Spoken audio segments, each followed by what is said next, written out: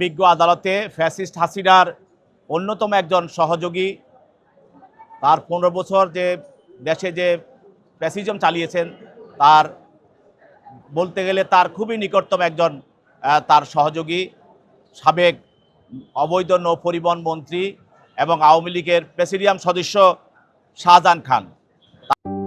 আস্থা, নিরাপত্তা ও প্রগতির সাথে প্রযুক্তির সমন্বয়ে গ্রাহকদের সর্বোচ্চ মানের ব্যাংকিং সেবা প্রদানই কমিউনিটি ব্যাংকের লক্ষ্য।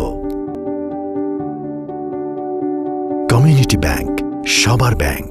তাকে একটি হত্যা মামলায় আজকে বিজ্ঞ আদালতে তদন্তকারী কর্মকর্তা উপস্থাপন করে তার বিরুদ্ধে 5 দিন রিমান্ড প্রার্থনা করেন।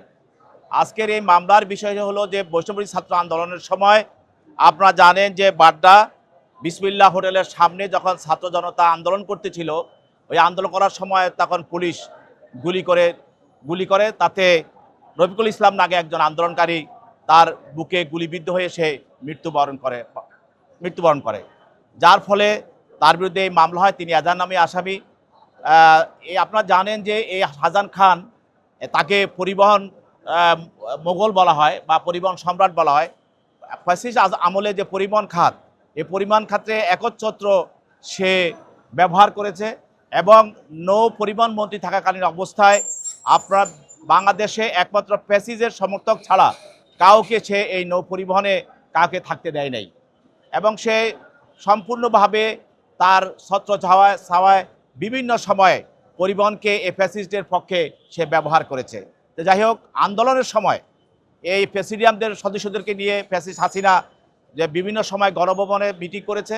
এই মিটিং করে এই আন্দোলনকে কিভাবে দমানো যায়, এই প্রেসিডিয়াম সদস্যরা সেখানে উপস্থিত ছিল থেকে তার সঙ্গে ষড়যন্ত্র করেছে, তাদেরকে কিভাবে গুলি করে মানুষ মেরে ছাত্র জনতাকে মেরে হত্যা করে এই আন্দোলনকে দমানো যায়, সেই অপরাধমূলক ষড়যন্ত্রের সঙ্গে এই শাহজাহান খান জড়িত।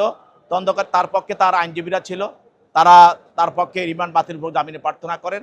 বিজ্ঞ আদালত উভয়ের বক্তব্য শোনার পর তার বিরুদ্ধে 4 দিনের রিমান্ড মঞ্জুর করে তাকে তদন্তকারী কর্মকর্তার হেফাজতে প্রদান করেন।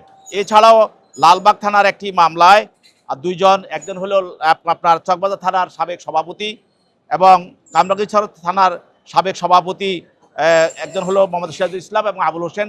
এই দুজনের বিরুদ্ধে একটি হত্যা মামলায় 5 দিনের রিমান্ড প্রার্থনা করা হয়। বিজ্ঞ আদালত 4 দিনের রিমান্ড মঞ্জুর করেন। তার পক্ষে তার আইনজীবীরা রিমান্ড বাতিল জামিনে প্রার্থনা করেন। উভয় বক্তব্য শোনার পরে তার এই রিমান্ডটা মঞ্জুর হয় এবং তাকে তদন্তকারী কর্মকর্তার হেফাজতে প্রদান করেন।